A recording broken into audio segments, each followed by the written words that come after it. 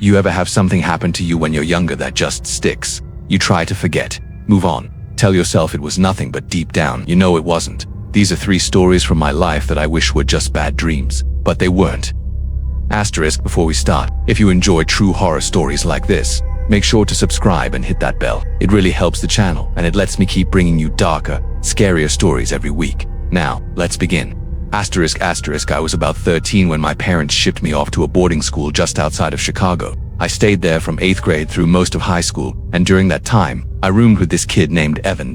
We weren't close at first, just 2 random guys thrown in the same dorm. But over time, I started noticing how weird he was. A couple weeks in, he walks up to me with this folded up piece of paper. No explanation, just hands it to me and says, "Make sure you don't bring any of this into the room." It was a list. Like an actual list of random junk I wasn't allowed to have. Stuff like frogs, and, for some reason, salt. I remember staring at him like, dude, what? Why would anyone care if I had salt? I wasn't about to pour Mortons all over my bed for fun. He wasn't joking either. His face stayed completely blank. Evan didn't have a sense of humor. And then there was his notebook. He kept it hidden under his mattress, super protective over it. One day, curiosity got the best of me. While he was at class, I pulled it out. It was full of names. Some were crossed out. Most weren't. And yeah, my name was on the list. That night, I couldn't sleep.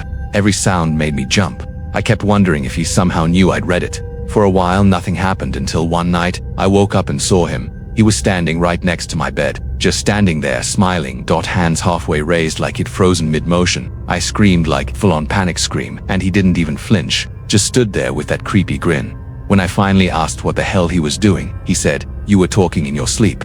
Then he went back to bed like it was nothing. After that, things got worse. A few nights later, I came back to find a snake coiled up on my blanket, a live snake. Evan said it was just a prank, but when I asked where he got it, he said, "What do you mean? They're everywhere." Then he opened a jar on his desk and the snake slithered right in like it wanted to.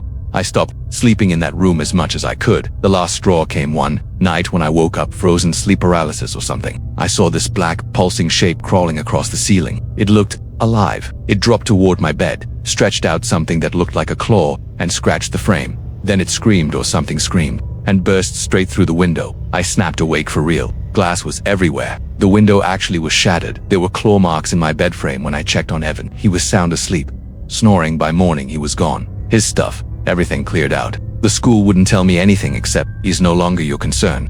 To this day, I still don't know what that kid was or what happened that night, but I'll never forget that list. And the fact that my name was never crossed out. Story 2, Grandma's attic. When I was a kid, my parents used to drop me off at my grandparents' farmhouse in Pennsylvania every summer. The place sat on about 40 acres of woods, barely any neighbors, no Wi-Fi, no cell service, just crickets, trees, and silence. My room was the old attic. Low ceiling, one window facing the forest. The first summer was fine, the second one, not so much.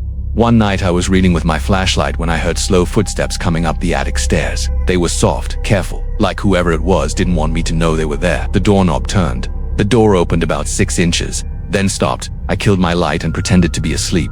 I figured it was my grandma checking on me, but no one came in. No footsteps leaving. No door closing. Just silence. The next morning, Grandpa said it was just the house settling. Yeah, right. Houses don't turn doorknobs. A few nights later, I woke up to my bed shaking. There was someone standing at the foot of it, just a shadowy outline. I counted to 100 with my eyes shut. When I opened them, they were gone. The closet door was open. I knew I'd closed it. Stuff like that kept happening all summer. Years later, my grandparents passed away, and at the funeral I ran into my cousin Anthony. He used to stay at the farm 2 different weeks than me. We were catching up, and I finally told him about what used to happen in the attic. He just stared at me and said, "That's nothing. That thing used to touch me." He said some nights the figure would sit on his bed. He'd feel the mattress sink, then rough, scratchy fingers trace his face. He kept his eyes shut every time until it left. When he told his mom, she got mad, said he was making it up after that. He stopped talking about it. We don't bring it up anymore, but sometimes I wonder if that old house was really empty at night, or if something else was living there too. Asterisk story 3, the girl in the yellow sweater. When I was 9, we lived in one of those narrow row houses packed side by side. My bedroom was on the 3rd floor, and my window looked directly into the house behind ours, maybe 20 feet away. For the longest time, that window across from mine was always dark, until one day, it wasn't. There was a girl there, about my age, long dark hair in a ponytail, wearing this bright yellow sweater. She waved. I waved back. That became our thing every day after school at exactly 3:30. She'd be there waiting. We'd play games through the glass. draw pictures, give thumbs up or down. She never opened her window though, just smiled and pointed to her ear like she couldn't hear me when I asked my mom about her. She said the couple who lived there, the Murphys, didn't have kids. Maybe she was their granddaughter visiting, but she never left.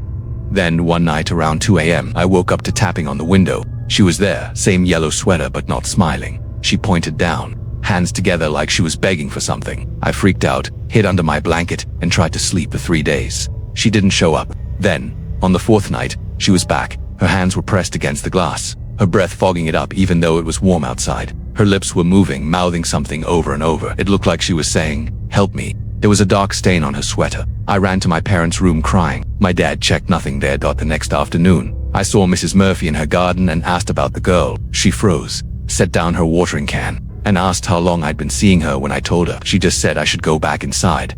That night, my parents covered my window with heavy curtains. They said it would help me sleep, but I knew that wasn't the reason. We moved a year later when I was in high school. My mom finally told me the truth. Mrs. Murphy said the family before them had a daughter, Jenna, who was hit by a car out front after school. She was wearing a yellow sweater. The Murphys tried using that room, but weird things kept happening, so they sealed it off completely. I'm 34 now, and I live in a house where my bedroom has no windows facing another building. That's not a coincidence. Sometimes I still dream about that girl. She doesn't smile anymore, but she's always wearing that same yellow sweater. Asterisk, I don't know if these things really happened the way I remember them, but every time I try to convince myself it was all in my head, I get that same icky feeling in my stomach, and deep down I think I already know the truth.